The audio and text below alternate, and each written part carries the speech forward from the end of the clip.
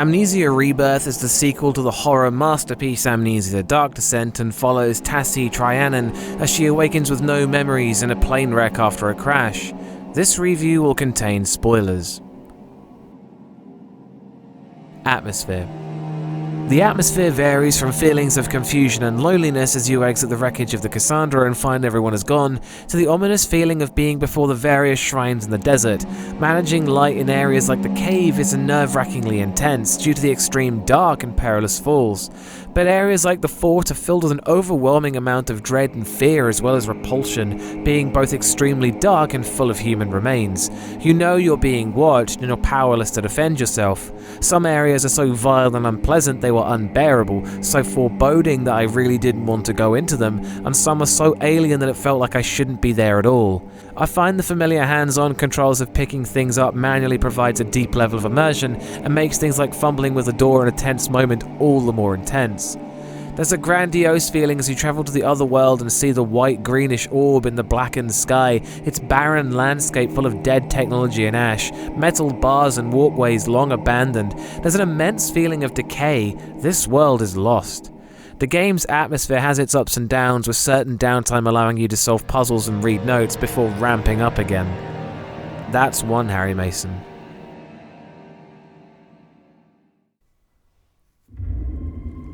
Scares. There's lots of very cleverly done scripted moments. Sometimes you'll see movement out the corner of your eye, or something will crawl past you or run behind you, and in areas like the fort, this was masterfully done, leaving the impression that you're being stalked. I feel like the changing nature of these moments might be better in helping the game replayability. The chase sequences were pretty intense, with many winding paths and items blocking the way to panic the player as they escape from their pursuer, but it's the same thing that's been done in most of their games all the way back to Penumbra: Black Plague, and it's not really an evolution on the formula. I found these parts a bit too easy to navigate, and as a result they had less of an impact on me. The darkness is handled very well in this game, with the lantern being by far the worst in the entire series, that runs out annoyingly fast and matches that only last for a few seconds and leave you in the darkness. The limited number of them forces the player to manage them to the best of their ability, and you'll usually get the feeling that you could have used what you had better. There is a fair number of matches in surprising places, even nonsensical places like the Other Dimension or in Roman tombs, and it seemed a bit silly to me. Some of the most frightening moments I personally experienced though were in total darkness, with the sound of footsteps moving around behind me that caused me to freak out. The enemy designs aren't as iconic as the ones from the Dark Descent and resembled gnarled, transformed humans. The later game introduced wraith-like beings that I never really got close enough to examine properly. Their sound and searchlight, however, was more frightening than their appearance. The game forces you into a lot of unpleasant and frankly upsetting scenarios, forcing you to commit terrible acts and sneak through rooms full of enemies. It's also conceptually disturbing, with a further emphasis on the work Alexander did in the Dark Descent, but on a grander, more automated scale. There's also Tassie's pregnancy that causes some uncomfortable, frightening and concerning moments. I found it a bit disappointing that there was no death or game over that I experienced in the game. Instead, Tassie was overcome with illness and woke up later in a different room, and I was forced to go through the area again. It felt like a bit of a cop-out and removed a small part of the threat. Still though, this was one of the most frightening games I've played this Halloween, but it doesn't quite live up to its predecessors. That's 2 Harry Masons.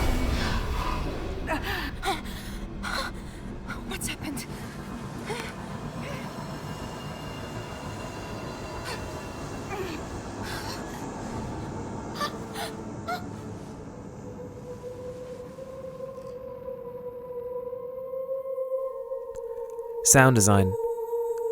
The soundtrack has some tender piano pieces accompanying the pleasant memories you recover, and appropriately sad music for the unpleasant ones. The explorative pieces are eerie, with lots of reverb thrown on to give this feeling of spaciousness.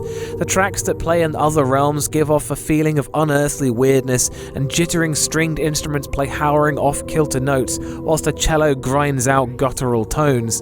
There's so much variation in the soundtrack, pounding, reverb-soaked percussion sounds like the beating of a heart at the bottom of an elevator shaft, and high-pitched strings and synthesizers sound like a choir of dissonant ghosts. Some of the tracks sound like electronic throwbacks to Soma, with warm but mysterious metallic hums, as well as a few pieces that'll take you back to the Dark Descent, with that old-sounding string section playing its lowest, uneasiest chords. It provides so many strange, bewildering, chilling, and straight-up alien sounds that it's probably the most diverse soundtrack I think I've ever heard. But it is 4 hours long. The sound effects are all creepy and weird, and most items in the game that you can interact with sound how you'd imagine they would, along with the monsters who chatter and snarl in unsettling ways. The voice acting was pretty emotive, and it was usually easy to tell who was talking even when you couldn't see them, and the sound environment and directional audio is good for the most part, but some things that should sound further away didn't, and this led to some confusing moments, so it was sometimes unclear how close an enemy was to me based on sound alone. Other than that, the soundtrack and sound effects are all phenomenal. That's 3 Harry Masons.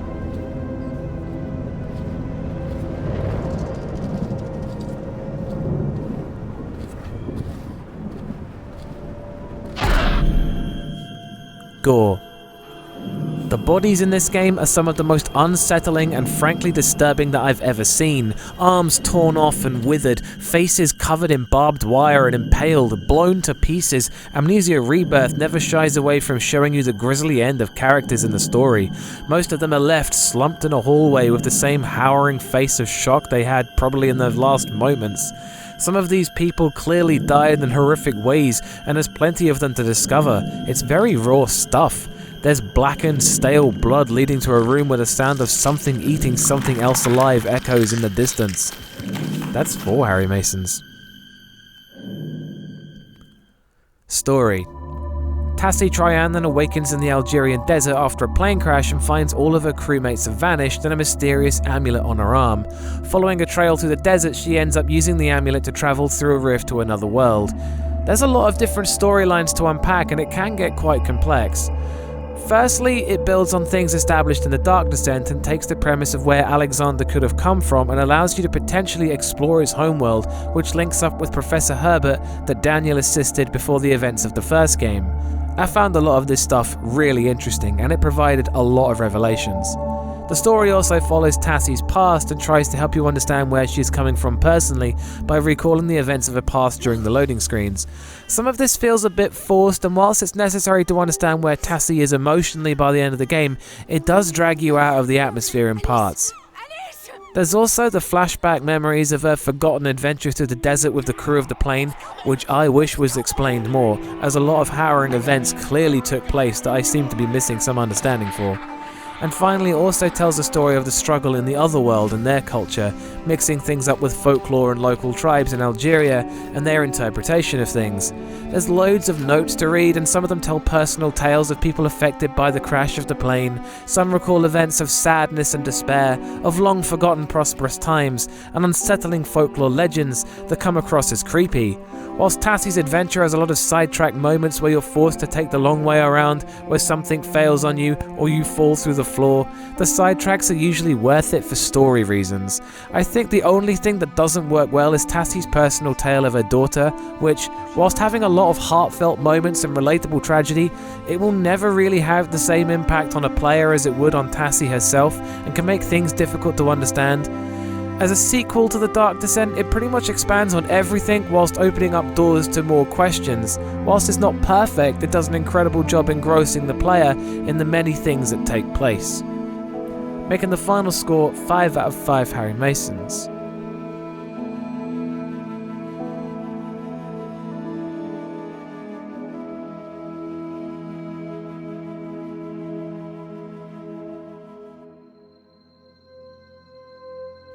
I think a lot of people who played The Dark Descent will be upset by this game. It's not the same in many regards. It's not groundbreaking or revolutionary, and there's a much heavier focus on the story, and it's with good reason. It's not as simplistic as The Dark Descent with its raw and unforgiving take on Alexander and Daniel's tale of depravity and atonement, and I think a lot of people may struggle to relate with Tassie, which may leave them out in the cold. Again, I'd like to remind you this whole thing is down to my opinion in horror games, and if you don't share this opinion, then that's cool, I get it.